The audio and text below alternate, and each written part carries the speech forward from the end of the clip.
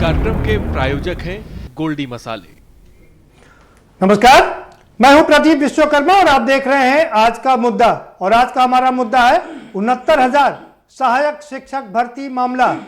Committee ने सौंपी report, क्या क्लियर हुई पिक्चर?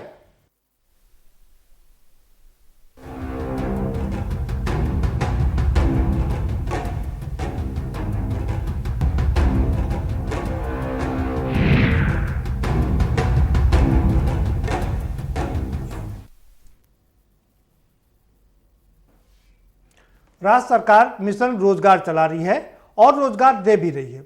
अगर हम सरकारी आंकड़ों की बात करें तो 4 साल में अब तक 4.25 लाख लोगों को सरकारी नौकरी मिल चुकी है।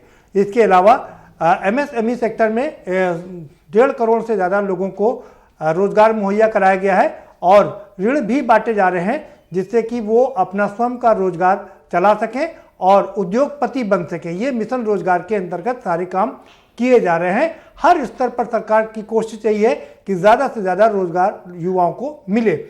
हम बात करें यूपी SSST की तो वहाँ भी लगातार वैकेंसियाँ निकल रही हैं और भरी जा रही हैं।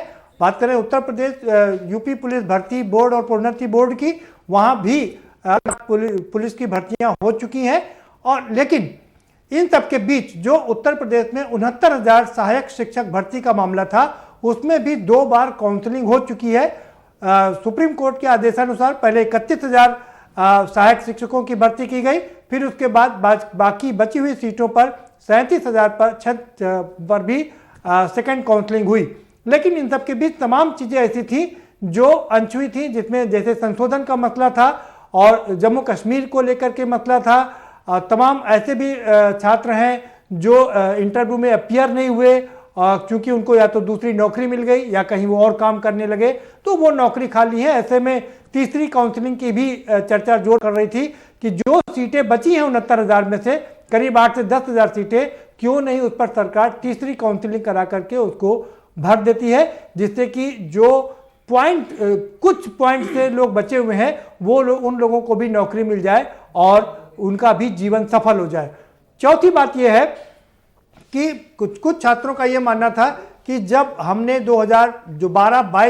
12 दिसंबर 2018 में जब ये आवेदन करना था, लेकिन उन लोगों ने बाद में क्वालिफिकेशन अपनी अर्जित की और हमको भी उनका मानना था कि हमें भी इसमें मौका दिया जाना चाहिए। लेकिन अब कमेटी ने जो अपनी रिपोर्ट प्रस्तुत की है उसमें साफ कर दिया है कि उन लोगों को मौका नहीं दिया जाएगा जिनकी क्वालिफिकेशन 12 दिसंबर 2018 के बाद आई है, क्योंकि ऐसे में ये जो इनकी सूची थी वो गड़बड़ा जाएगी, इसलिए अब उनको कोई भी मौका नहीं दिया जाएगा।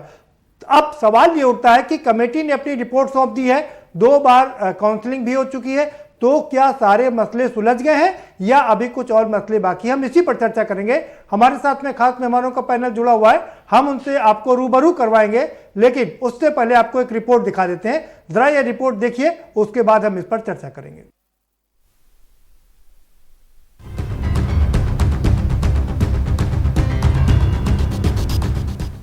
प्रदेश में 69,000 सहायक अध्यापक भर्ती में आवेदन पत्र भरने की अंतिम तिथि 22 दिसंबर 2019 के बाद स्नातक, पीटीसी और सीटेट उत्तीर्ण करने वाले चयनित अभ्यर्थियों को नियुक्ति नहीं दी जाएगी। वहीं शिक्षा मित्रों को मिलने वाले भारांक का लाभ नहीं मिलने से नियुक्ति से वंचित रहे शिक्षा मित्रों को भी नियुक्ति नहीं दी जाएगी। स्कूल शिक्षा महानिदेशक विजय किरण आनंद ने सभी बीएसए को समिति की रिपोर्ट के आधार पर कार्यवाही के निर्देश दिए हैं। गौरतलब है कि भर्ती से पहले व दूसरे चरण की काउंसलिंग में विभिन्न प्रकार की मानवीय त्रुटियों के मामले सामने आए थे। इस पर शासन ने 4 दिसंबर को गाइडलाइन जारी कर ऐसे मामले निस्तारित करने के आदेश दिए थे, लेकिन जिले में दबाव पड़ने पर सभी विवादित मामलों के निस्तारण के लिए समिति गठित कर दी गई। समिति ने संबंधित रिपोर्ट शासन को सौंप दी है। महिला के स्थान पर पुरुष और पुरुष के स्थान पर महिला अंकित करने वाले अभ्यर्थियों के मामले में जिला स्तरीय समिति दस्तावेज की जांच कर मामले निस्तारित करेगी। अभ्यर्थियों को स्कूलों में नियुक्ति देने से पहले चयन व सेवा में किसी तरह के परिवर्तन की मांग न करने का शपथ पत्र लिया जाएगा। साथ ही काउंसलिंग के समय अनुपस्थित रहने वाले अभ्यर्थियों से स्पष्टीकरण लेकर उनके भविष्य में होने वाली काउंसलिंग में शामिल होने का मौका दिया जाएगा। अभ्यर्थियों की जन्म तिथि गलत अंकित होने पर उनसे मूल दस्तावेज प्राप्त कर जिला स्तरीय समिति प्रकरण निस्तारित करेगी। अभ्यर्थियों ने प्राप्तांक अधिक, मूल्यांक कम, प्राप्तांक व पूर्णांक दोनों अधिक या दोनों कम अंकित किए हैं, ऐसे अभ्यर्थियों के वास्तविक पूर्णांक या प्राप्तांक की गणना के आधार पर गुणांक निर्धारित करने से संबंधित जिले में उनकी श्रेणी में चयनित अंतिम अभ्यर्थी के गुणांक से कम हो रहा है, लिहाजा उस जिले में उसका चयन नहीं हो सकता। इस संबंध में न्याय विभाग से रिपोर्ट मांगी गई है। रिपोर्ट आने के बाद ही स्थिति स्पष्ट हो सकेगी। स्पेशल डेस्क, के न्यूज इंडिया।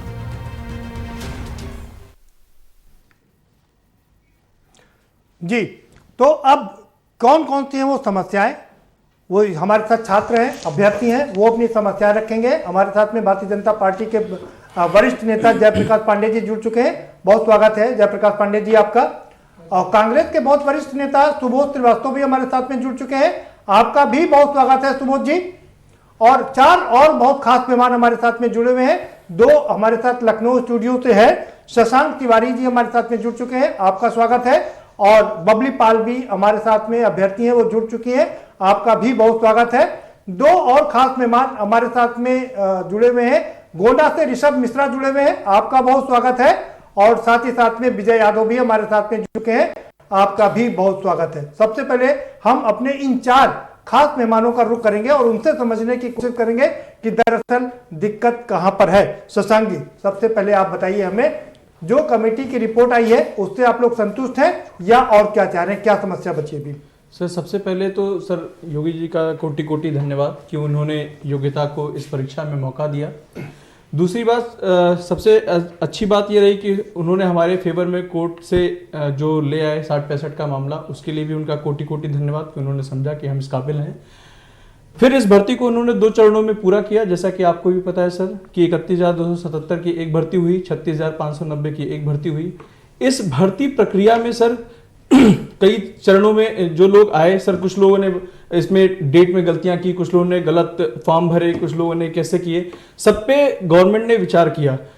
इस भर्ती प्रक्रिया को कराने के बाद सर 2 चरणों में जो सीटें रिक्त रह गई हैं या जिन सीटों के कोई प्रबल दावेदार नहीं है सर, हमारा सिर्फ कहना यह है कि सर सरकार, अब हम भी बहुत पॉइंट से रुके हुए हैं, तो सरकार हमको उन सीटों पर एक नई सूची जारी करते हुए हमको मौका दे, ताकि हमारा भी जीवन उज्जवल हो सके और हम भी इस बेसिक शिक्षा में सेवा दे सकें। ठीक है, बबली पाल जी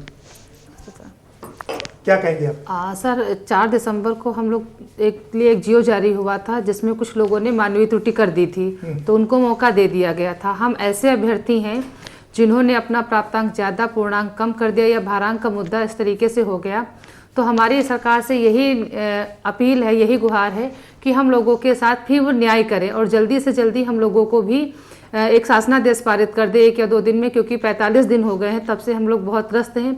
एक छोटी सी टंकर त्रुटि की वजह से हम उस चयन प्रक्रिया से कहीं ना कहीं पीड़ित हैं और मानसिक पीड़ा हमारी इतनी ज़्यादा बढ़ गई है कि सर जो हम लोग प्राइवेट कर रहे थे, जैसे भी कर रहे थे, संतुष्ट होकर के 4 दिसंबर के बाद से वो जीव आया है, हम सही से ना सो पा रहे हैं ना खा पा रहे हैं।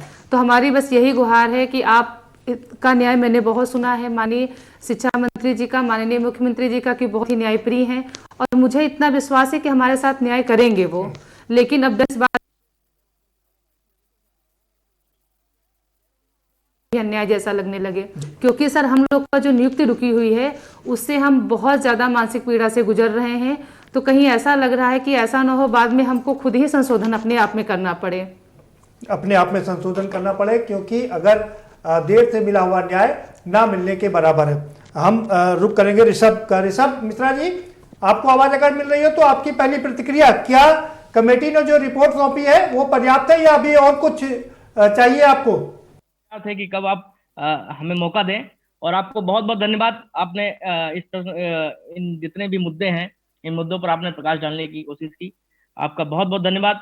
मैं बात करूंगा उत्तर कुंजी प्रकरण का। कुछ विवादित प्रश्नों के कारण उन प्रश्नों का हल माननीय न्यायालय के थ्रू होना था, माननीय न्यायालय के द्वारा होना था, और जिस पर आपको ज्ञात होगा इस चीज को कि माननीय न्यायालय ने 3 जून को जो 69,000 सहायक अध्यापक भर्ती परीक्षा थी उस पर तत्कालिक प्रभाव से रोक लगा दी थी।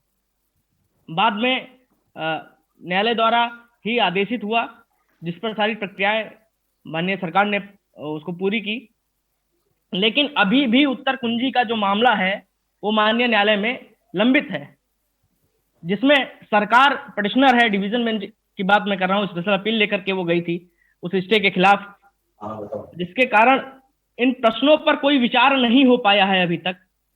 जब तक माननीय न्यायालय में सरकार अपनी उपस्थिति नहीं दर्ज कराती, जब तक वो बहस नहीं करती, तब तक कोई मामला इसका कोई डिसीजन नहीं निकल पाएगा, और जिससे वो बराबर अनुपस्थिति अपनी न्यायालय में दर्ज कराती है, इस पर बहस हो ही नहीं पाती है।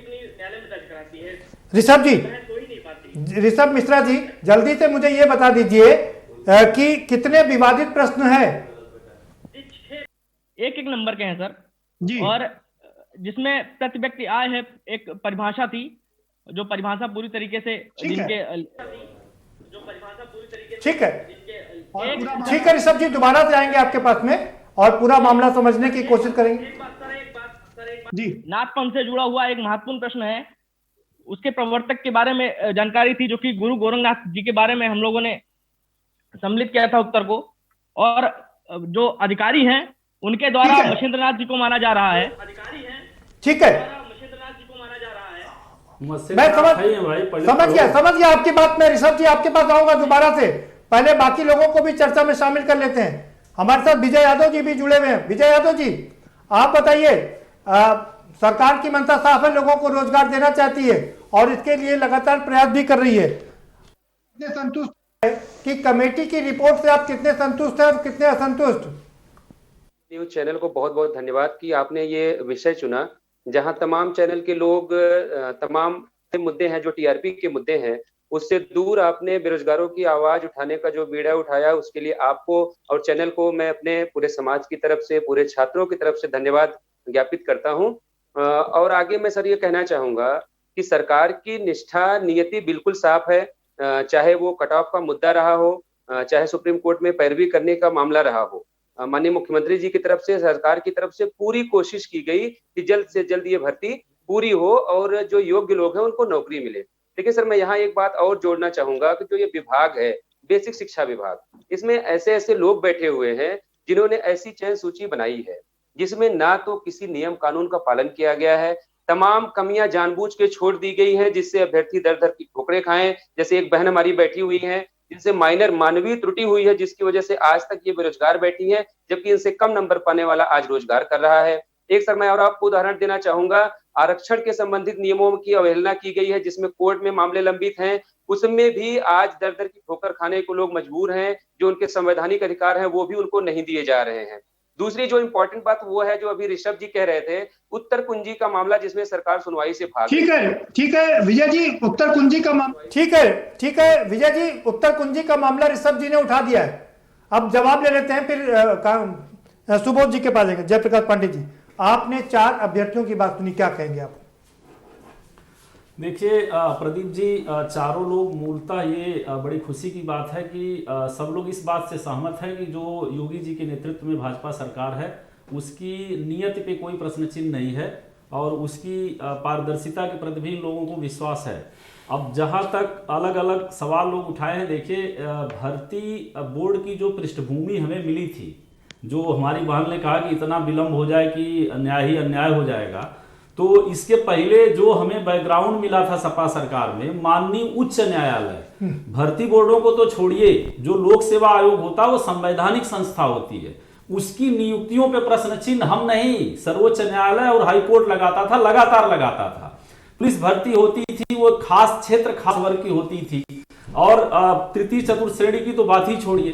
तो एक कैंसरस सिस्टम था, उसको हम दुरुस्त करके विलंब जरूर हुआ है, लेकिन केवल यही नहीं, चाहे पुलिस भर्ती रही हो, सरकार के दूसरे महकमे की भर्ती रही हो, ये जरूर है कि ईमानदारी से, पारदर्शिता से चयन हुआ, किसी जाति धर्म का राजनीतिक हस्तक्षेप तो हुआ ही नहीं है। तो ये निश्चित रूप से योगी सरकार की उपलब्धि रही है। दूसरा जो ये सवाल कुछ उठा रहे थे, जैसे हमारे मित्र मतलब कहिए प्रश्नों के गलत की बात की, तो उसमें प्रदीप जी एक परंपरा रही है ये चलिए मतलब इस बोर्ड की बात छोड़िए, लोक सेवा आयोग के सवाल गलत हो जाते हैं। जैसे ये जिस सवाल का जिक्र कर रहे थे, तो प्राय ये है कि कुछ लोग सतही किताबें गाइड पढ़ लेते हैं और अपना जो ज्ञान है उनका उसे वो सत्य मानते हैं। ये एवरेज का ज्ञान रखने वाला जानता है कि मत्स्येंद्र नाथ ही पहले गुरु थे। तो जो बोर्ड होगा, जो प्रश्न दाता लोग होते हैं, उनसे स्रोत माना जाता है कि किस प्रमाणिक किताब में आपने ये जिक्र किया है। तो आप ये जानिए कि पहले तो उनके पास प्रमाणिक आंकड़ा है, अगर गलत है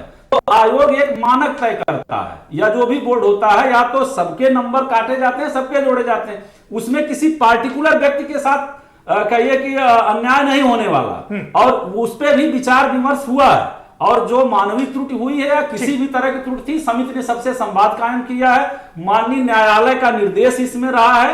तो सारी मतलब कहे खामियों को दुरुस्त करने का सरकार ने भरसक प्रयास किया है, और आशा है कि अब जो इतनी बड़ी बेरोजगार फौज थी हमारी सहायक मतलब शिक्षक भाइयों की, वो दूर हो जाएगी। ठीक है। सुबोध जी, आपने सारे लोगों को सुन लिया, क्या कहेंगे आप? मुद्दा शामिल किया है और बेरोजगारों की बात उठाकर वास्तव में आपने समाज की ही सेवा की है। और मैं ये मानता हूं कि योगी सरकार के तरफ से जो भी प्रयास हो रहे हैं, उससे अभी पूरा न्याय, जो 69,000 शिक्षकों की भर्ती का मामला था, वो अभी हुआ नहीं है। और वो न्याय भी तब हुआ है जब सुप्रीम कोर्ट ने दखल दिया है। तो अभी भी जो 10-12 हजार के स्थान जैसा बताया जा रहा है अभी भी रिक्त हैं।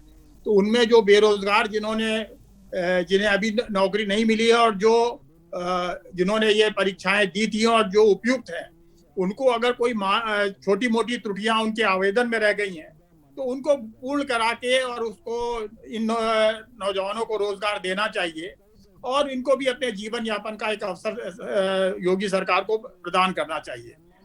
लेकिन जैसा आप भी जानते हैं कि अंतिम समय में होता वही है कि फिर बाद में सिर्फ सरकारी अधिकारी, सत्तारूढ़ दल के नेता सिर्फ अपने लोगों की भर्ती शुरू कर देते हैं किसी न किसी बहाने।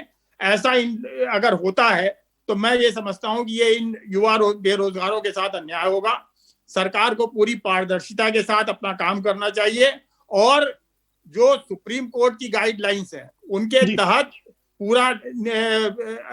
पूरा आकलन करके, और उन जो युवा बेरोजगार हैं, जो पात्र हैं इनके, और जिनकी छोटी मोटी त्रुटियों के कारण, जैसा अभी बताया कि एक हमारी छात्रा का एक महिला अभ्यर्थी का चयन किसी एक छोटी सी मिस्टेक की वजह से नहीं हो पा रहा है, तो वो सारी चीजों को दूर करके और सारे पात्र लोगों को यथाशीघ्र देना चाहिए।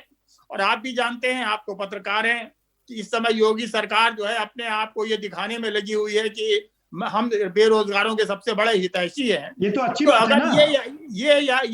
ये वाली समस्या हल हो जाती है। ये 69,000 शिक्षकों की भर्ती का मामला जो पिछले 2-2.5 साल से लंबित चल रहा है, अगर इसको वो इसका कोई सही निदान कर पाती है, तो मैं समझता हूँ कि वास्तव में कोई रोजगार देने वाली इनकी नियत पे संदेह नहीं करेगा। लेकिन अभी फिलहाल यही लग रहा है कि ये अंत समय में भेड़िया दगान, ठीक है,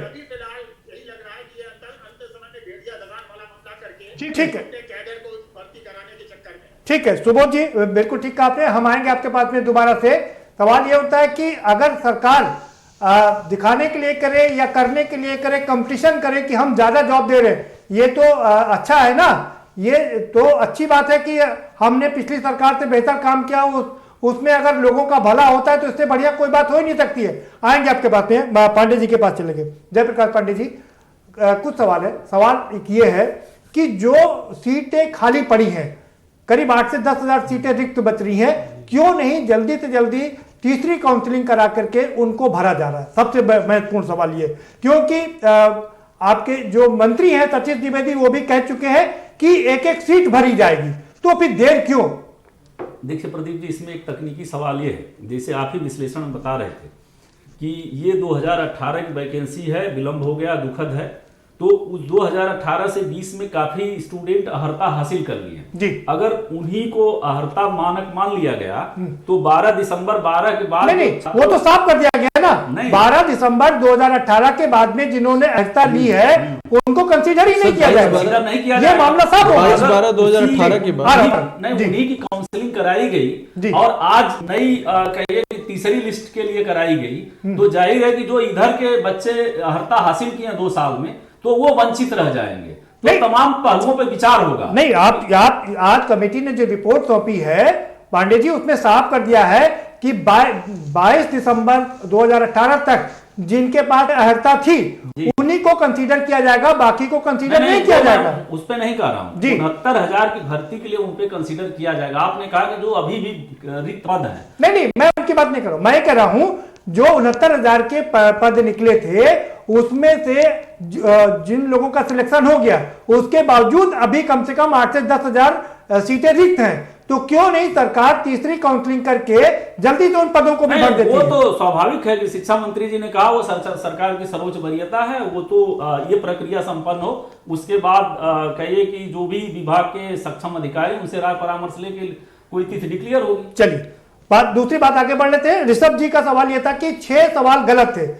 पहली बात तो इस तरह के गलत सवाल, संशय वाले सवाल रखे क्यों जाते हैं? दूसरी बात, अगर गलत थे तो यूपीएससी में आपने भी देखा है कि उन सवालों के पूरे मार्क्स दे दिए जाते हैं, क्यों नहीं इसमें वो प्रक्रिया अपनाई गई? अब देखिए, लोक सेवा आयोग निश्चित रूप से संवैधानिक संस्था, उसके पास अपना तंत्र है, वार्षिक परीक्षा लेते हैं और जो भी इस तरह के बोर्ड होते हैं शैक्षणिक सेवा का चयन कर रहे हो या अब 3 साल से तो कोई प्रक्रिया ही लंबित है, चल रही है, तो इनके पास उन्हें तंत्र नहीं है और ट्रांसपेरेंसी निश्चित रूप से होनी चाहिए कि सारे प्रश्न के उत्तर ऑनलाइन दिए जाए और उनके स्रोत भी क्लियर कर दिए जाए। तो लेकिन फिर भी जितना संभव होगा, जैसा मैंने कहा कि ये हर परीक्षा हर बड़े आयोगों में होता है, अगर हुआ है तो ये सत्य मानिए कि अगर उसमें एक मानक तय होगा वो सबके लिए होगा, तो सबके घटाए जाएंगे, सबको जोड़े जाएंगे। और अभी ये जो 6 सवाल अगर ये मेरे मित्र बता पाते और इसमें ये हमसे आपकी चर्चा करवाऊंगा तो काफी हम लोग यही हल कर देते। मैं आपसे उनकी चर्चा करवाऊंगा, लेकिन पहले कुछ लोगों के सवाल है वो आपसे सीधे पूछ लेते हैं।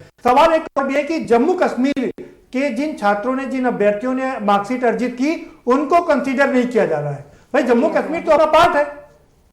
नहीं, देखिए वो तो स्वाभाविक है, भारत में इतने कई केंद्र शासित प्रदेश और भारत की संसद अगर विदेश के किसी भूखंड को अर्जित कर लेती है, आप मतलब जो भारत के संघ लोक सेवा आयोग की अर्हता सूची आती है उसमें लिखा जाता है भारत के नागरिक, नेपाल के अब तो नागरिक है, पहले प्रजा थे, भूटान के भी प्रजा, तो भी भारत के किसी भी प्रदेश या किसी भी नहीं, तो फिर उनको कंसीडर क्यों नहीं किया जा रहा? कंसीडर तो निश्चित रूप से हाँ, अब उसमें जाहिर बात है कि राज्य का पुनर्गठन हुआ, कुछ तकनीकी कारण है और उस तरह से तो भारत के अभिन्न हिस्से हैं और उनको क्यों वंचित किया जाए? सवाल तो यही है ना कि जब वो भारत का अभिन्न हिस्सा है, 370 वहां पर खत्म हो गई है, तो वहां के छात्रों को क्यों नौकरी नहीं मिल रही है? सबसे बड़ा सवाल यही है। नहीं, उसमें कोई मतलब इस तरह की बाधा नहीं है, हो ही नहीं सकती, क्योंकि संविधान से ऊपर कोई राज्य सरकार ठीक है। तो वो स्वाभाविक है कि राज्य का चूंकि 370 हटा पुनर्गठन की प्रक्रिया है, उसमें अगर कोई धारा बाधा पैदा कर रही है वो जल्दी दूर हो जाएगी, क्योंकि वो तो भारत के अखंड भारत के हिस्से हैं, उसमें कोई समस्या नहीं है। सुबोध जी का रुख करेंगे। सुबोध जी, आप अपने को जो भी सवाल हो वो जयप्रकाश पांडे जी से सीधे पूछ सकते हैं, क्योंकि ब्रेक के बाद हम सारे अपने अभ्यर्थियों को ये मौका देंगे कि वो एक एक करके सवाल पूछें। यही है कि ये जो इतना भर्ती की प्रक्रिया में जो इतना ज्यादा विलंब हो रहा है और जिस तरह के सवालात सामने आ रहे हैं कि इनकी वजह से हो रहा है, भारतीय जनता पार्टी के मंशा पे यही सोचकर एतराज होता है कि कहीं ये डिलेइंग टैक्टिक्स तो है नहीं कि जो बचे हुए हैं उनको किसी तरह से आप और तरह से भरना चाहते हो, इस वजह से सारा विलंब हो रहा है। 8-10 हजार जो छात्र हैं जो जिनको नौकरी मिल सकती है उनको नहीं मिल रही है। और अभी आपने जो सवाल उठाया जम्मू कश्मीर के छात्रों का, ठीक है सुबोध जी जवाब ले लेते हैं, वो भी सवाल एक जवाब ले लेते हैं जी। ठीक है जयप्रकाश पांडे जी, क्या डिले किया जा रहा है? ठीक है, एक सवाल और भी लेना है जयप्रकाश पांडे जी। क्या देखिए, निश्चित रूप से सुबोध जी भाई प्रतिपक्ष के नेता, उनको सवाल उठाने का लोकतांत्रिक हक है, लेकिन ये सुबोध जी को क्लियर होना चाहिए कि जब माननीय सर्वोच्च न्यायालय या उच्च न्यायालय के निर्देशन में कोई भर्ती प्रक्रिया होती है तो ये है कि सरकार कुछ ऐसा कर भी नहीं सकती, क्योंकि हर चीज उनके रडार पे होती है। और दूसरा, सुबोध जी हम नहीं, छात्रों पे विश्वास करिए, तो वो ये जरूर है कि नियत पे संदेह नहीं कर रहे हैं। और मैं पहले ही कहा कि हमारी सरकार में जो भी भर्ती हुई है उसमें जाति, धर्म, क्षेत्र या आर्थिक भ्रष्टाचार। जयप्रकाश पांडे जी, जयप्रकाश पांडे जी, विजय यादव ने सवाल उठाया कि आरक्षण में भी घपला घोटाला किया गया है। नहीं है जी भाई साहब, आप ये जानते हैं कि अगर जो जहां तक आरक्षण का सवाल है, उनका कहना ये है, जयप्रकाश पांडे जी, उनका कहना है कि कोटे के हिसाब से कम 16 से 18,000 भर्ती होनी चाहिए, लेकिन मात्र 2,500 लोगों को ही भर्ती किया गया है। देखिए, पहले तो ओबीसी प्राय हर भर्ती जितनी भी होती है उसमें ओवरलैप करते हैं। एससी के बैकलॉग की समस्या रहती है, लेकिन उत्तर प्रदेश में चाहे किसी की भी सरकार हो, कोई ऐसा संवैधानिक या कोई कानूनी प्रावधान नहीं है कि आरक्षित पद पे जनरल का पोस्ट मतलब भर दी जाए, तो ऐसी परंपरा भी नहीं है। इसलिए इनको ऐसा कहना नहीं चाहिए। भर्ती प्रक्रिया संपन्न हो जाए, सरकार क्लियर करेगी कि कितने आरक्षित पद शेष रह गए, उस पे भर्ती बैकलॉग से ही होगी। आप उसमें एक और लगता ही नहीं उसे जनरल से भर सकते। ठीक है, एक और सवाल है, विजय को मौका दूंगा आपसे सवाल पूछने का। एक और सवाल है कि 1133 एसटी के ऐसे अभ्यर्थी हैं जो मिले ही नहीं, यानी कि देश में अभी भी एसटी ऐसा वर्ग है जो पढ़ा लिखा नहीं है और ये वैकेंसी खाली पड़ी है। क्यों? जबकि नियम ये है संविधान के अनुसार, अगर एसटी के लोग नहीं मिलते तो उनको एसटी को दे दिया जाए। इस पे गौर क्यों नहीं फरमाया गया? अब ये दुर्भाग्य है। दुर्भाग्य तो देखिए, आरक्षण भी बाबा साहब कहते थे कि ये रोजगार के लिए आरक्षण नहीं है, ये सहभागिता के लिए होता है। क्योंकि अगर प्रशासन में हर जाति, हर वर्ग का, हर जेंडर का प्रतिनिधित्व नहीं होगा तो फिर देश का वही हाल होगा जो तुलसीदास कहते थे, कौन रिप हो हमें कहानी, छेड़छाड़े भोग का रानी। परिणाम ये होगा कि सत्ता किसी की भी रहेगी, प्रजा में न्यूट्रलिटी आएगी और भारत इसीलिए गुलाम रहा, प्रजा का विद्रोह नहीं हुआ। ठीक है, तो ये बहुत पवित्र है आरक्षण, इतना आसान सस्ता नहीं है जी। अब ये दुर्भाग्य है, ये सिद्ध भी करता है कि आज भी हमारे हाशिए के जो वर्ग है, एसटी एसटी भाई, वो किस मानसिक दशा में, कौन सा स्थिति है, तो आज नहीं कल भरा जाएगा। बिल्कुल नहीं। सुबोध जी, लगातार ये आरोप लगते रहे, आपकी सरकार पर भी आरोप लगे कि जो 49% आरक्षण है उसका पूरी तरीके से पालन नहीं किया गया। एक बार यही आरोप फिर से लग रहे हैं। ये सवाल तो अब जो सत्ता है उससे पूछा जाना चाहिए। सपा की आप उसके संरक्षण में थे, साथ खड़े थे, और सपा के दौर में किस तरह से आरक्षण के नाम पे एक खास जाति का वर्चस्व स्थापित हुआ जी। जवाब जो आपकी सरकार नहीं है, लेकिन बैकग्राउंड में आप साथ थे। सपा के बेरोजगारों के हितों पे जो डकैती डाली गई, जिस तरह से एक जाति और एक क्षेत्र के लोगों को भर्ती बोर्डों में नियम ताक रख के भरा गया, ये माननीय न्यायालय ने उंगली उठाई। ठीक है सुबोध जी, वक्त एक ब्रेक का और चला है, आवाज आ रही है पीछे से, एक ब्रेक पर जाना है। एक बहुत छोटा सा ब्रेक लेंगे और आप लोग स्क्रीन छोड़ करके कहीं ना जाइए, हम तुरंत वापस आएंगे, इस चर्चा को जारी रखेंगे। बहुत ही महत्वपूर्ण चर्चा हो रही है, वो इस लिहाज से क्योंकि नवयुवक का जो सपना होता है वो होता है एक अदद नौकरी पाना, क्योंकि अगर रोजगार मिल जाता है तो न सिर्फ युवा का जीवन सफल हो जाता है बल्कि उसके पूरे परिवार का जीवन सफल हो जाता है। और ऐसे में ये जरूरी है कि युवाओं को रोजगार मिले। सरकार कोशिश कर रही है, लेकिन कहां चूक हो रही है इस पर चर्चा जारी रहेगी, लेकिन एक छोटे से ब्रेक के बाद।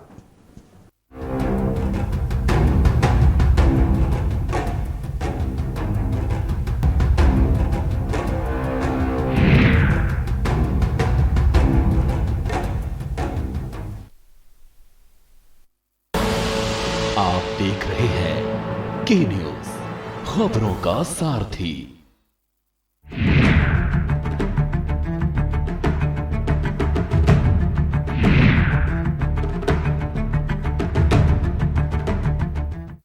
मस्त है, बड़े मस्त है, टेस्ट में भी लज्जत है।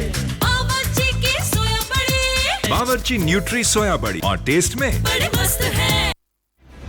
GGS Education Group launches 20% discount on academic fee of courses MBA, BBA, BCA, BFSI and GM, D Pharma, B Pharma. Offers best infrastructure, best transport facility, best academic service and best placement service. Register today to avail 20% discount. Call 9971 496 497 or visit the campus Kanpur Lucknow highway near Unnao.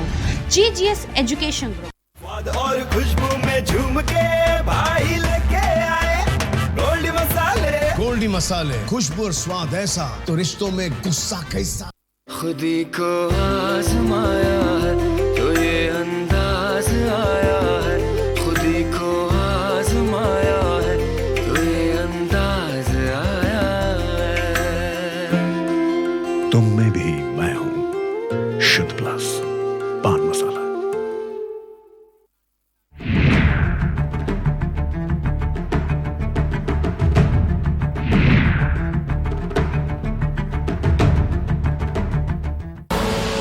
आप देख रहे हैं के news, खबरों का सारथी।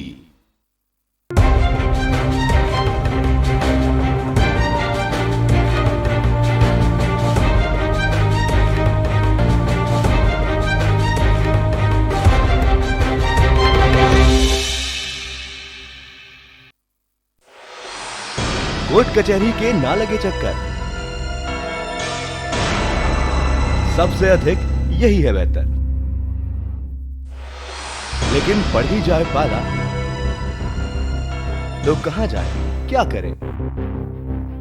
घबराए नहीं, अब हर मुश्किल होगी आसान। के न्यूज इंडिया पर वकील आपका देगा समाधान। कीजिए कॉल, पूछिए अपने सवाल।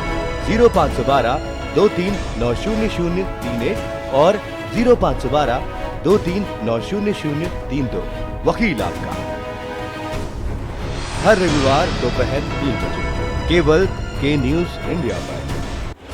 जब आपकी सोच को अंधेरा घेर लेता है और सिस्टम भी मुंह फेर लेता है, जब वादों की परतें खुलने लगती हैं और हारी उम्मीदों का ऊंचा ढेर लगता है, जब सड़क पर एड़ी की रगड़ देखकर अब तक जो भी हुआ सब बेअसर लगता है, तब चिंतन से डगर होगी आसान, मंथन से निकलेगा समाधान। मंथन। आप देख रहे हैं के न्यूज, खबरों का सारथी।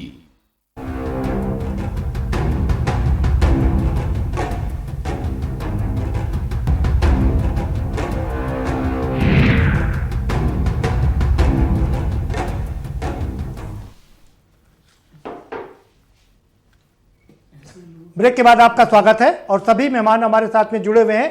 कांग्रेस के जो नेता हमारे साथ में जुड़े हुए थे, सुबोध श्रीवास्तव, उनको कुछ जरूरी काम था, वो अब हमारे साथ में आगे इसको कैरी नहीं करेंगे। हमारे साथ में 4 मुख्य अभ्यर्थी जुड़े हुए हैं, उनसे चर्चा को आगे बढ़ाएंगे, लेकिन उससे पहले हम खबर बताते चले आपको और जयप्रकाश पांडे जी के पास चलेंगे। जयप्रकाश पांडे जी, कुछ खुशखबरी शायद आप देना चाह रहे थे। देखिए, मैं पहले ही सैद्धांतिक बात कर रहा था कि भारत के किसी भी भू क्षेत्र का कोई भी नागरिक हो, संघ की भर्ती हो, केंद्र की या प्रदेश की, किसी को किसी भी आधार पर वंचित नहीं किया जा सकता। तो स्वाभाविक रूप से था कि जम्मू कश्मीर के अभ्यर्थियों को वंचित करने का सवाल ही नहीं, क्योंकि राज्य 370 खत्म की गई, पुनर्गठन की प्रक्रिया, उसमें तकनीकी कारण से कुछ बाधा जरूर थी, लेकिन बड़ी खुशी की बात है कि समिति ने उसे मतलब उन जो बाधाएं थी उन नियम को शिथिल कर दिया है, अब वो भी उसकी अर्हता के पात्र हैं। चलिए, मतलब एक अच्छी खुशखबरी है कि जम्मू कश्मीर के जो छात्र परेशान थे, उन छात्रों को, उन अभ्यर्थियों को परेशान होने की जरूरत नहीं है, क्योंकि उनको भी कंसीडर कर लिया गया, उनको भी मौका इसमें दिया जाएगा। चर्चा को आगे बढ़ाएंगे हम। बबली का रुख करेंगे। बबली, आप बताइए आपकी समस्या क्या है? सर, आप सीधे सवाल जयप्रकाश पांडे जी से पूछ सकते हैं। छोटा सवाल पूछेगा और छोटे जवाब चाहिए। सर, हमारी जो कि टेक्निकल कही जाएगी, तो हमें बस यही जानना है कि हम हमेशा सोचते आए हैं कि न्याय मिलेगा, आश्वासन मुझे से मिल रहा है, इसमें तो कोई संदेह नहीं कर सकते हैं कि माननीय मंत्री जी से, शिक्षा मंत्री से हमें न्याय मिलेगा।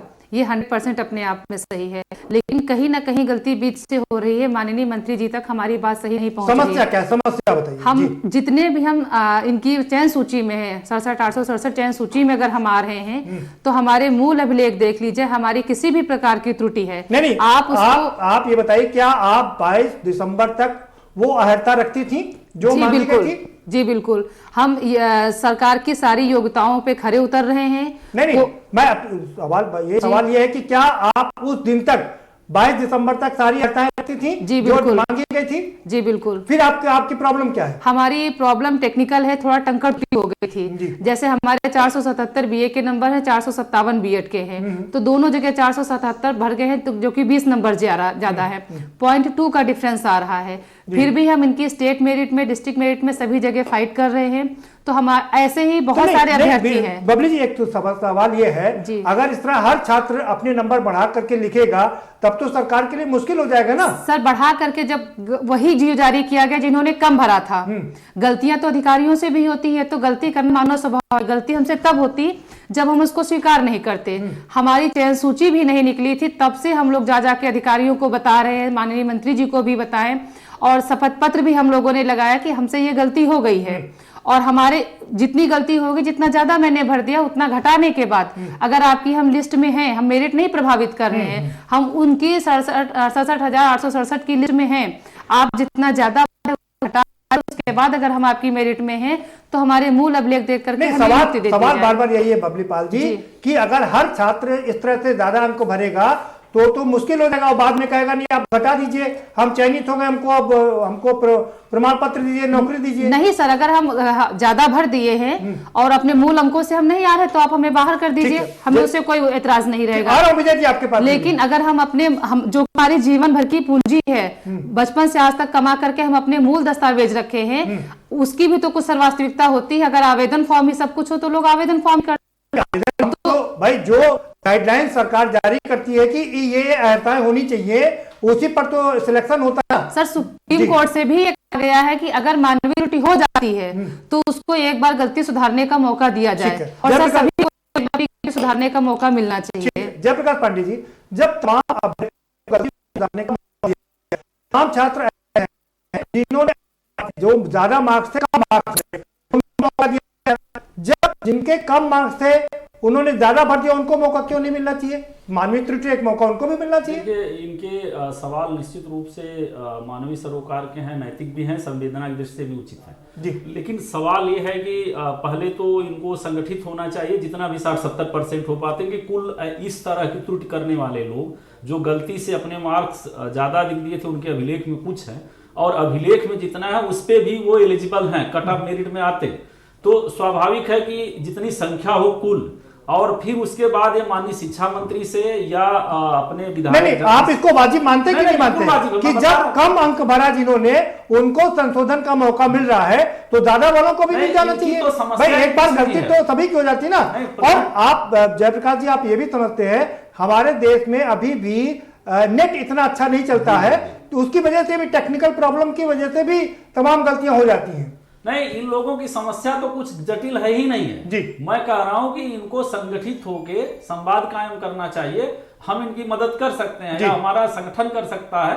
तो अगर ये जिस भी इनके यहाँ विधायक हो, जिलाध्यक्ष रहने वाले शिक्षा मंत्री तक पहुंच जाए, और चूंकि इनके पास अभिलेख में जो है उसी को आधार मान फिर भी इनका मेरिट में अगर आता है तो इसमें विचार करेगा। लेकिन अब यह है कि समिति के समक्ष इस श्रेणी के कुल कितने छात्र हैं, तो समिति बाकायदा नोटिस जारी करेगी कि इतने दिनों तक आप मूल अभिलेख के साथ उपस्थित होइए। बताइए क्यों, कितने ऐसे कितने लोग हैं? विचार स्वाभाविक है, इसमें कोई बड़ी समस्या नहीं है, लेकिन अब उनको संगठित होके उस तरह से आवाज, सर ऐसे 800 लोग के आसपास हम लोग हैं जिनका प्रत्यावेदन भी बीएसए के पास है। यूपी का कोई भी सांसद, कोई भी विधायक, कोई भी मंत्री, इवन शिक्षा मंत्री जी से मैं खुद 3 से 4 बार मिली हूँ, बराबर हम लोग मिले हैं, लेकिन हमको केवल मौखिक आश्वासन मिल रहा है। तो हमारी हाथ जोड़ के विनती है, हमारी मानसिक पीड़ा बहुत ज्यादा हो गई है, अब 1 से 2 दिन में आप हमारे लिए कोई शासनादेश जारी कर दें कि हमारे मूल अभिलेख देख लें, और अगर हम सही हैं, उनकी स्टेट मेरिट में आ रहे हैं, तो हमें नियुक्ति दी जाए।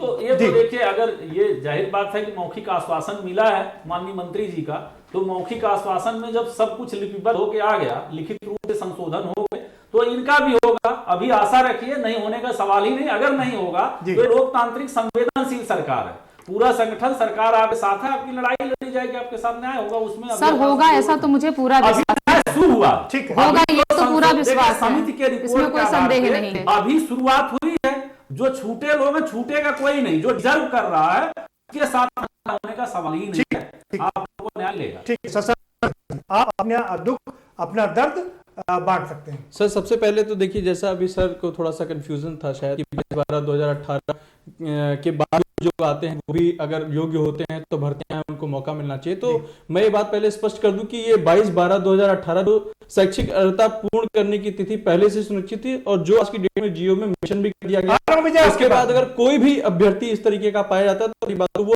है। दूसरी बात कि कर दिया कमेटी ने भी कर दिया, जो उस दिन तक जो अर्हता नहीं रखते हैं उनको कंसीडर नहीं किया जाएगा। नई भर्ती प्रक्रिया शुरू होने से वो लोग भी आ रहे हैं जी सर। हाँ सर, बिल्कुल नई भर्ती प्रक्रिया में बिल्कुल जा रहा है। 69,000 में उनका कोई अधिकार नहीं बनता है। दूसरी बात सर, मेरा ये कहना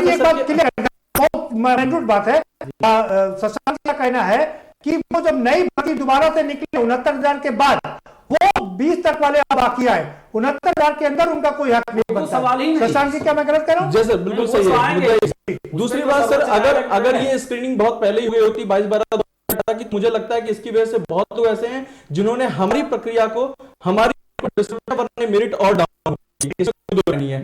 दूसरी बात सर, मैं ये कहना चाहता हूं कि सर एक तो इस तरीके के लोगों ने परेशान किया थोड़ा सा। दूसरा, जो एनओसी रखी गई, एनओसी सेम पोस्ट ले सेम एनओसी लोग कंसिडर करके आ रहे हैं, उनको भी सरकार ने रोका है।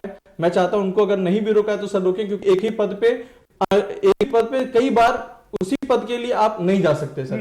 ऐसा शायद सर्विस रूल में भी है। तो हमारा सर बस सरकार से इतना कहना कि सर हम सब छोटी, मतलब मैं जहां तक समझ पा रहा हूं कि जो लोग 2 बार एग्जाम में अपीयर हुए हैं उनको तीसरी बार मौका ना दिया जाए। क्या सर, सर ये तीसरा पॉइंट मेरा यही होगा जी। जैसे इस भर्ती में 2 बार में हुआ 31,270, 36,590, तो इन दोनों में जो लोग नहीं आए सर उनको फिर से दोबारा 8, 9, 10 ये दोबारा बुलाया गया था।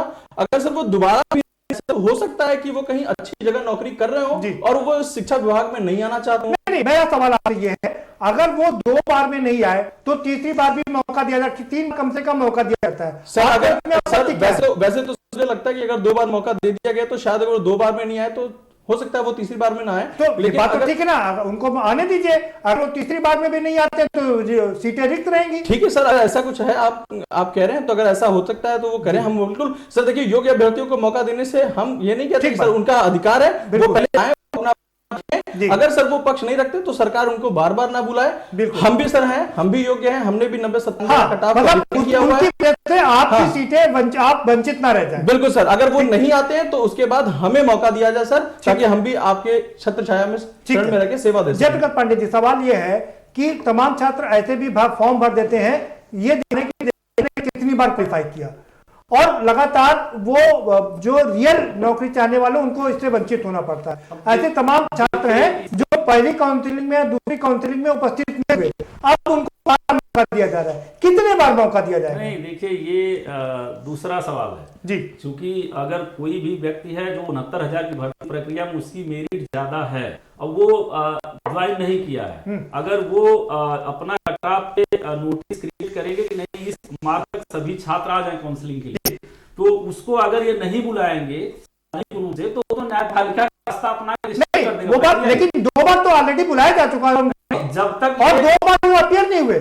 या तो देखिए भाई 3 बार अगर अपीयर नहीं होता है तो कोर्ट भी फिर उसके की बात कहती है, साफ करना पड़ेगा। अगर ये लोग सेवा शर्त में ही सुधार करवाएं, किसी अगर अनुभव हो रहा है तो ये लिख दिया जाए कि 2 बार के बाद तीसरी बार नहीं बुलाया जाएगा। अगर 2 बार उपस्थित नहीं होता अच्छा तभी हो सकता, वरना 69,000 तक संपन्न नहीं हो रही है तो वो मजबूरन सूचना सबको देंगे जी, वो तो उनकी बात नहीं। ऐसे में सवाल यही होता है ना पांडे जी कि वैकेंसी रिक्त हो जाएंगी, सीट खाली रहेंगी, और ये जो बेचारे 0.01 से पॉइंट से कुछ रुके हुए हैं वो भी वंचित रहेंगे। इससे ये होता है कि इस अनुभव का लाभ अगली सेवा शर्त में भर्ती बोर्ड ले सकता जी, लेकिन अभी चूंकि ऐसा कुछ है नहीं इसलिए रोक नहीं लगा पा रहे हैं, वो तो उनको बुलाना ही है। सर मेरा बस इतना कहना है सर कि अगर कोई तरह का अभ्यर्थी आता है सर, तो जैसे पीसीएस में प्रत्यावेदन ले लिया जाता है सर, यहाँ पे प्रत्यावेदन ले लिया जाए। अगर वो नहीं करना चाहते नौकरी, सेवा शर्त में मेंशन रहेगा, बिना अगर मेंशन नहीं तो आप रोक नहीं सकते किसी जी सर। ठीक है सर, बिल्कुल, लेकिन हम कह रहे हैं सर बस अगली सूची सर जारी की जाएगा। और जब अगली बार भर्ती प्रक्रिया होगी तो तुरंत वो सक्षम अधिकारी एक अनुबंध जोड़ सर, बस नई चयन सूची जारी किया जाए सर, ताकि हम लोग भी सर मौका मिल सके। ठीक है, विजय यादव जी अब बारी आपकी है, आप अपनी बात रख सकते हैं। जयप्रकाश पांडे जी से इंतजार कर रहा था। मैं आज का जो विषय है उस पर अपनी बात रखना चाहूंगा, और साथ ही साथ जो हमारे प्रवक्ता हैं उनसे एक मेरा सवाल है उन्होंने एक बात बोली है कि जो आरक्षण है वो बहुत पवित्र चीज है। तो मैं आज इस प्रोग्राम में उनसे एक वादा चाहता हूं, अपने पूरे समाज के साथ सभी की तरफ से मैं एक वादा चाहता हूं कि जैसा कि ये कह रहे हैं कि सवाल ही नहीं उठता कि प्रक्रिया में कोई भी आरक्षण के साथ खिलवाड़ हुआ है। मैं इनसे इतना वादा चाहता हूं, इतना कमिटमेंट चाहता हूं आपके चैनल के माध्यम से प्रोग्राम पे कि क्या अगर कोई कमी मिलती है, जैसा कि हम न्यायालय में भी इस प्रक्रिया को लड़ रहे हैं, हमने पहले निवेदन किया, सभी से मुलाकातें की, धरना प्रदर्शन किया, जो निवेदन स्वरूप ही हम लोगों ने किया, तो हमारी कहीं नहीं सुनी गई, तो मजबूरन सर हमें न्यायालय की शरण लेनी पड़ी है। मैं सिर्फ इतना वादा चाहता हूं कि क्या अगर न्यायालय की जो सिंगल बेंच में जो मुकदमा लड़ा जा रहा है, क्या वहां से जो कमियां अगर उभर कर सामने आएंगी तो क्या सरकार हमारे साथ खड़ी होगी, या जैसा अभी पूर्ववत होता चला आया है और सरकारों में जो होता चला आया है उसी हिसाब से सरकार आगे बढ़ेगी। भाई विजय जी, अगर त्रुटियां सामने निकल के आती हैं तो जाहिर सी बात है कि सरकार चाहे मजबूरी में हो चाहे खुशी में हो, सरकार को खड़े होना ही पड़ेगा। लेकिन चलिए, क्योंकि सवाल आपका पांडे जी है तो जवाब हम पांडे जी से ही दिला देंगे। आप वो आपका सवाल बहुत अच्छा है विजय भाई। मैं बता दूं कि देखिए, सर्वोच्च न्यायपालिका का पालन तो कार्यपालिका को करना ही, हमारी सरकार रहे चाहे सत्ता रहे बस। दूसरा सवाल आप जो एक कहा है कि अगर आरक्षण के मसले पे न्यायपालिका कहिए कि आपके अगेंस्ट फैसला दे देती है तो सरकार क्या करेगी। तो आप हमारा इतिहास उठा के देख लीजिए, हमारे सबसे बड़े नेता आदरणीय मोदी जी, उनसे बड़ा नेता हमारा नहीं कोई, और वो हर सार्वजनिक मंच पे कहते हैं। और SC/ST एक्ट पे अभी आपने हाल में देखा कि सर्वोच्च न्यायालय का निर्णय क्या था, फिर भी उसे पलटा गया सामाजिक न्याय के आग्रह से। तो इसमें कोई संदेह ही नहीं है, मैं बार बार कह रहा हूं। और वो देश बनाने का मसला है, अगर आरक्षण खत्म हो जाएगा तो फिर जाति वर्ग का एक वर्ग है वो कब्जा कर लेगा उच्च सेवाओं पे, और फिर बाकी जो शेष हाशिए के लोग हैं वो इस तंत्र से बहुत दूर हो जाएंगे। तो इसलिए हमें लगता है कि आरक्षण इससे बढ़ सकता क्या है कि SC/ST के भाई अभी बराबर नहीं मिल रहे, तो ये तो साफ जाहिर पता है कि समाज में कहां से बराबरी होगी। तो उनको ऐसी मानसिक दशा नहीं, ऐसा परिवेश नहीं कि वो मेरिट में आ सके। ठीक है, तो इसलिए आरक्षण तो हमेशा रहेगा। ठीक है, जयप्रकाश पांडे जी, एक सवाल वो विजय नहीं पूछ पाए, मैं पूछ लेता हूं। विजय जी, आरक्षण बात करें, एक और ST का मसला है जिसमें 1133 कैंडिडेट मिले ही नहीं, ये मसला बड़ा गंभीर है। क्या देश में ऐसे भी अभी भी स्थिति है कि ST के उम्मीदवार ही न मिले? ये दुर्भाग्यपूर्ण है क्या? ये प्रदीप जी हर जगह ही है लगभग, क्यों राजस्थान में मिला है, कुछ प्रदेशों में ऐसे जनजाति लोग हैं जो मतलब राज्य से जुड़े रहे, इसके बाद आपकी बात है, उनके मेरी ज्यादा जाति है जी। लेकिन आप जानते हैं कि जनजाति का मतलब जाहिर है कि जब जंगल नहीं, मुख्यमंत्री जी जनजातियों के लिए इतना काम कर रहे हैं, मुजहर जाति के लिए गोरखपुर में उन्होंने राजस्व ग्राम बना दिया, तो फिर जनजातियों की वैकेंसी क्यों खाली रह गई? नहीं, उसका कारण साफ है जी, कि जाहिर बात है कि अभी भी हमारे जो जनजाति भाई हैं वो उनकी जीवन पद्धति कहिए कि निश्चित रूप से ग्रामीण भी नहीं। आपको लगता है ये अनफॉर्चुनेट है, दुर्भाग्यशाली है? बिल्कुल सही है जी। और वो अभी इस जो भौतिक विकास की प्रक्रिया है और जो मानक है हमारे परीक्षाओं की, उस ढंग शिक्षा से वो बहुत दूर है। नहीं, फिर सवाल ये कि संविधान में ये भी कहा गया है अगर ST के लोग नहीं मिलते हैं तो उनको SC की सीट कन्वर्ट कर दिया जाए, उसमें SC के लोगों को भर्ती दे दी जाए। वो समाप्त करके ही किया जा सकता है, क्योंकि अगर को डेट में ये किया जाता है और ST वर्ग के जो भी समुदाय के नेता हैं, रहनुमा है, उनको लगता है कि हमारे हक पे डकैती है, तो ये संवेदनशील मसला है, उनसे बात करके ही भरा जाएगा। लेकिन SC या ST भरेगा, चिंता करने की बात नहीं। लेकिन आपकी सरकार जो पिछड़ा वर्ग आयोग है, जो संवैधानिक दर्जा प्रधानमंत्री जी ने उनको दिया, उनकी भी नहीं सुनती है। ये तमाम वहां पर गए, लेकिन और पिछड़ा वर्ग आयोग ने आदेश भी दिया, लेकिन सुनवाई नहीं होती यहाँ पर। नहीं, वो देखिए उस तरह के भर्ती के लिए स्पेशल प्रावधान करना पड़ेगा कि जिस पार्टिकुलर भर्ती को SC वर्ग से भरा जाता है, स्पेशल प्रावधान करना पड़ेगा। ठीक है, ठीक है, ऋषभ जी का संवेदनशील मसला बिना संवाद किए नहीं कर सकते। ठीक है ऋषभ जी, आप मौका आपके पास में है, आप अपने सवाल सीधे पांडे जी से पूछ सकते हैं। छोटे सवाल फिर मैं दोहरा दूं, छोटा जवाब। बहुत लंबा समय हमें इंतजार करना पड़ा।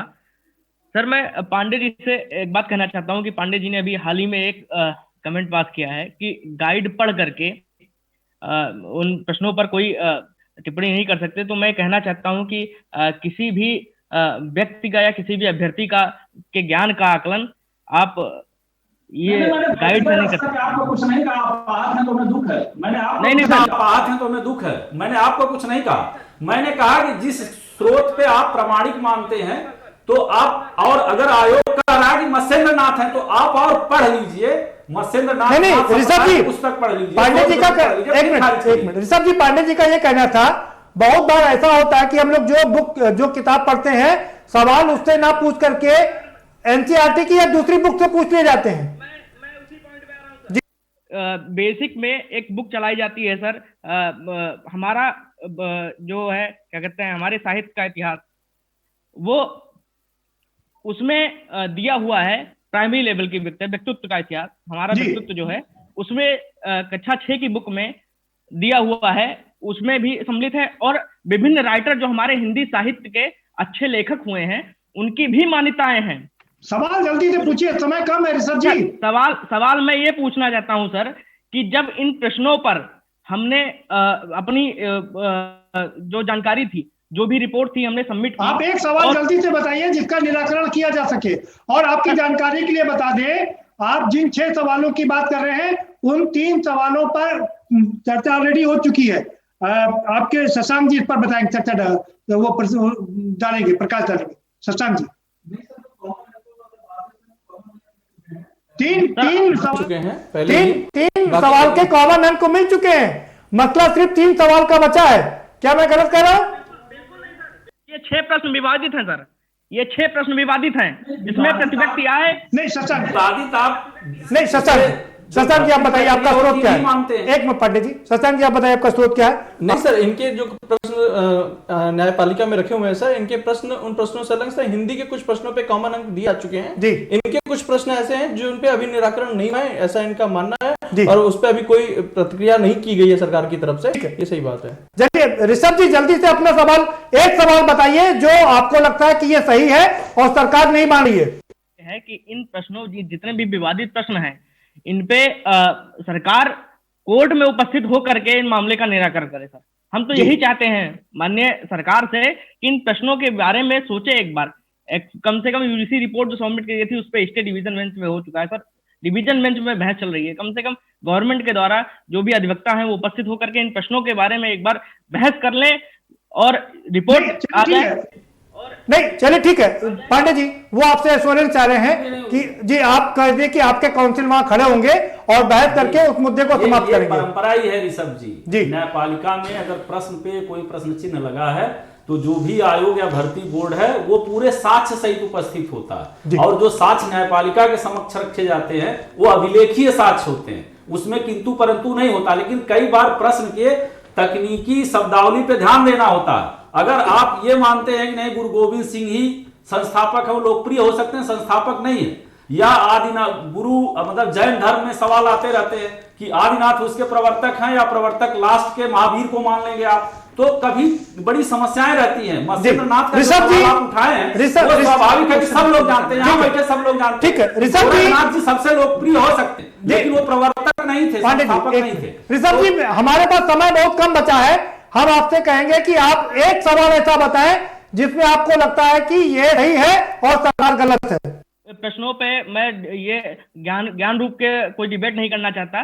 माननीय उच्च न्यायालय ने सिंगल बेंच की उच्च न्यायालय का आदेश आ चुका है 3 जून को सर, उस आदेश को माननीय पांडे जी साहब एक बार जरूर ध्यान दें। उसमें जिन प्रश्नों पर विवाद है सर उसको यूजीसी को सौंप, यूजीसी की रिपोर्ट। ठीक है भाई साहब सुन लीजिए, एक मिनट मैं बता दूं ऋषभ भाई, अगर न्यायपालिका के समक्ष गलत साक्ष्य जो आप कह रहे हैं कोई भी सरकार प्रस्तुत कर दी तो न्यायपालिका को भुलावे में रखने पे उस पे फौजदारी केस हो जाएगा। उनका कहना ये न्यायपालिका को हम गुमराह कर साक्ष्य सहित ही उपस्थित। जयप्रकाश पांडे जी उनका कहना यह है, ऋषभ जी का कहना यह है कि कोई अपना वकील खड़ा करके इस मामले का जल्दी निपटारा कर दे, वो ये चाह रहे। ठीक है समय समाप्त हो रहा है मेरे पास में। बबली पाल जी 20 सेकंड है आपका फाइनल। बस मुझे एक आश्वासन ये नहीं चाहिए आपकी, मुझे इसके लिए कुछ चाहिए कि हमारी आखिर मानसिक पीड़ा का कब अंत होगा। ठीक है समझ सकते हैं जिसने अपना नियुक्ति पत्र देख लिया हो, उसका बना रखा हो, उसे मिल ना रहा हो। 8 महीने हो गए हैं मौखिक आश्वासन के और 1.5 महीने से हम लोगों ने नियुक्ति पत्र देख रखा। बस हमें एक चाहिए कि हमारी मानसिक पीड़ा का कब अंत हो रहा है। शशांक तिवारी जी हम हमेशा सरकार के साथ। हमारा बस ये कि सर 22/12/2018 के बाद जो लोग भी योग्यता रखते हैं सर उनके पद उनकी चयन सूची में उनका नाम निरस्त किया जाए। प्लस जो भी तकनीकी कारणों से पद रिक्त होते हैं सर, उन सभी